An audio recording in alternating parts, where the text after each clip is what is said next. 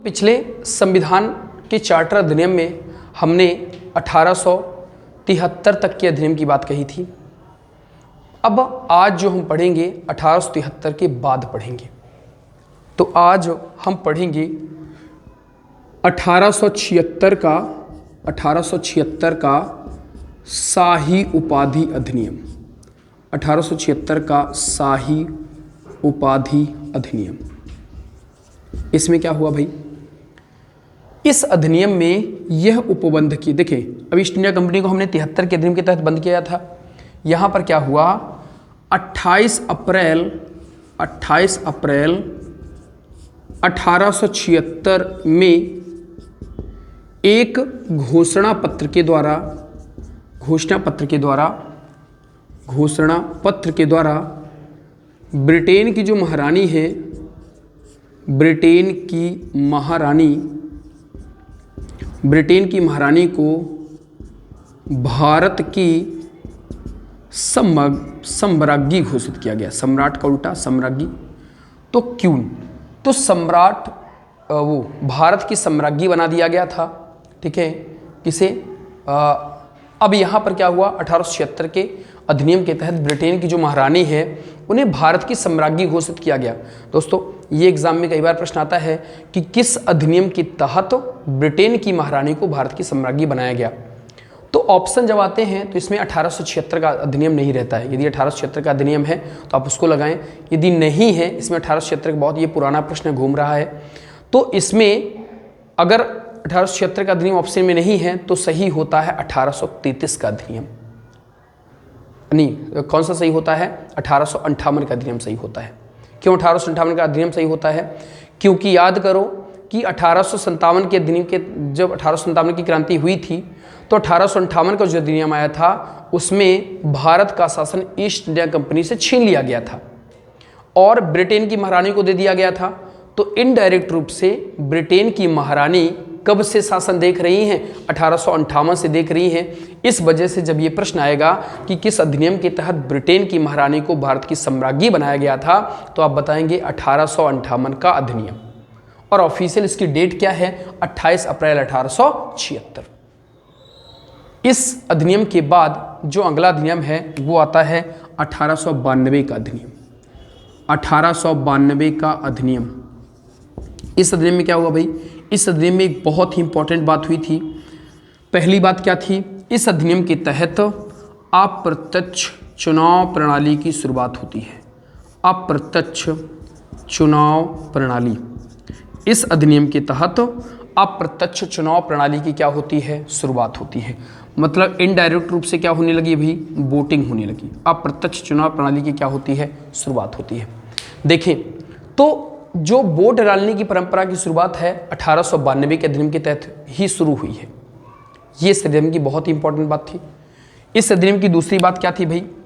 दूसरी बात ये थी कि राजस्व, मतलब रेवेन्यू, राजस्व, व्यय, एक्सपेंचर और बजट, राजस्व, व्यय एवं बजट पर जो अंग्रेजों की कार्यकारिणी होती थी, अंग्रेजों की कार्यकारिणी से आप क्या पूछ सकते हो भाई? प्रश्न पूछ सकते हो। प्रश्न पूछने का अधिकार दे दिया गया, लेकिन दोस्तों याद रखो, प्रश्न पूछने का अधिकार दे दिया गया था लेकिन बहस करने का अधिकार नहीं दिया गया था। बहस करने का अधिकार इसके अगले वाले अधिनियम में दिया जाएगा। तो यहाँ पर अंग्रेजों की कार्यकारिणी से रेवेन्यू, एक्सपेंचर और बजट पर अंग्रेजों से आप प्रश्न पूछ सकते हो लेकिन बहस नहीं कर सकते हो। प्रश्न पूछने का केवल अधिकार दिया गया है कि प्रश्न पूछ लो कि रेवेन्यू से संबंधित, व्यय से संबंधित कहाँ पर कितना खर्च हुआ, क्या बजट दिया गया है। अंग्रेजों से केवल प्रश्न पूछ सकते हो, बहस आप नहीं कर सकते। ये है 1892 का अधिनियम। अब इसके बाद जो अगला अधिनियम आया वो 1909 का अधिनियम आया। अब 1909 का अधिनियम आने से पहले कुछ बातें हैं जो समझ लें आप, तभी आपको पता चलेगा कि 1909 के अधिनियम की क्या विशेष बात थी और क्यों वो बातें की गई थी उस अधिनियम में। ठीक है, तो आइए अब जानते हैं कि 1909 के अधिनियम के पहले, इसके पहले आप स्क्रीनशॉट लगा मार लें इसका। देखें अब 1909 के अधिनियम आने के पहले क्या हुआ भाई? ठीक है, देखें 1909 के अधिनियम आने के पहले एक विशेष घटना होती है। एक विशेष घटना होती है। 1905 में बंगाल विभाजन होता है और 1906 में बनती है मुस्लिम लीग। मुस्लिम लीग की स्थापना होती है। जो मुस्लिम लीग है ये मुसलमानों की पार्टी है और मुस्लिम लीग की जो स्थापना है ये ढाका में होती है। ढाका बांग्लादेश की राजधानी है। ढाका में करी थी आगा खां और सलीम उल्लाह खां ने। सलीम उल्लाह खां ने क्या की थी? मुस्लिम लीग की स्थापना की थी।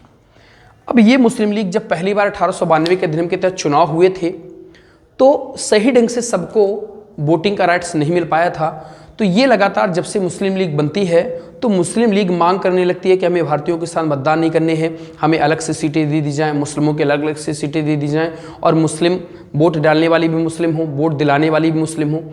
तो ये लगातार मांग कर रही थी। तो अंग्रेज़ों को लगा कि ठीक है हटाओ, दे देते हैं। तो जो 1909 का अधिनियम आएगा उसमें ये इंपॉर्टेंट बात रखी जाएगी पहले ही, ठीक है, कि मुस्लिमों को अलग से वोटिंग का अधिकार दिया जाएगा। ठीक है कि नहीं? तो आइए शुरू करते हैं 1909 का मार्ले मिंटो सुधार। एग्जाम में ये भी प्रश्न आता है कि अधिनियम का नाम क्या था? तो 1909 का Morley Minto reform, Morley Minto सुधार अधिनियम इसका नाम है। ये जो मार्ले हैं ये हैं भारत सचिव, इंडियन सेक्रेटरी। याद करें कि मैंने 1858 के अधिनियम के तहत बताया था कि इंडियन सेक्रेटरी का पद बना है। और जो मिंटो हैं ये वायसराय हैं, वायसराय।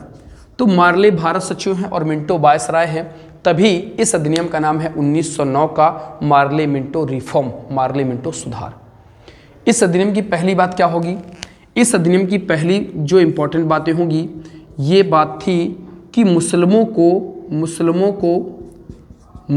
को पृथक निर्वाचक मंडल प्रदान कर दिया गया। मुस्लिमों को पृथक निर्वाचक मंडल प्रदान कर दिया गया, सेपरेट इलेक्शन कमीशन, पृथक निर्वाचक मंडल प्रदान कर दिया गया।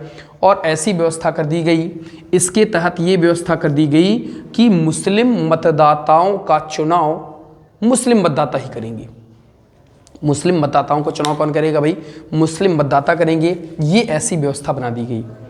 इस वजह से जो लॉर्ड मिंटो थे, लॉर्ड मिंटो, इनको कहा गया सांप्रदायिक निर्वाचन का जनक, सांप्रदायिक निर्वाचन का जनक। एग्जाम में प्रश्न आता है कि सांप्रदायिक निर्वाचन का जनक किसे कहा जाता है? तो वो थे मार्ले, क्योंकि इन्होंने अलग से मुस्लिमों को अलग अलग सीटें दे दी थी और ये व्यवस्था की थी कि मुस्लिम मतदाताओं का चुनाव मुस्लिम मतदाता करेंगे। ये थी 1909 के अधिनियम की इंपॉर्टेंट बात।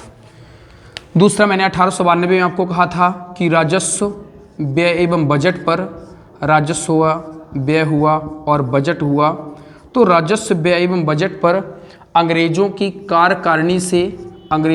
कार्यकारिणी से आपको प्रश्न पूछने का अधिकार मिला था। कब? 1892 में।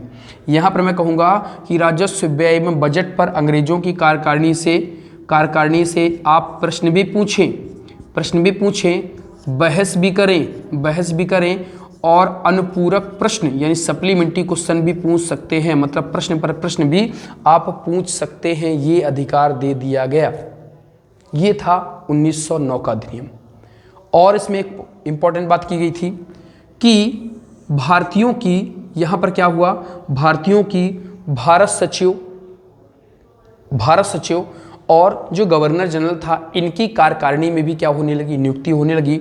मतलब भारतीयों की क्या होने लगी? भारतीयों की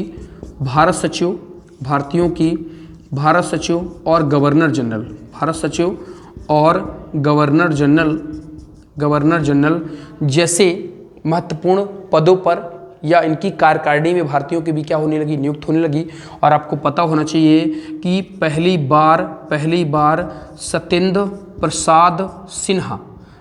प्रसाद सिन्हा को विधि आयोग का सदस्य, लॉ कमीशन विधि आयोग का क्या बनाया गया था? विधि आयोग का सदस्य बनाया गया था। ये है 1909 के अधिनियम।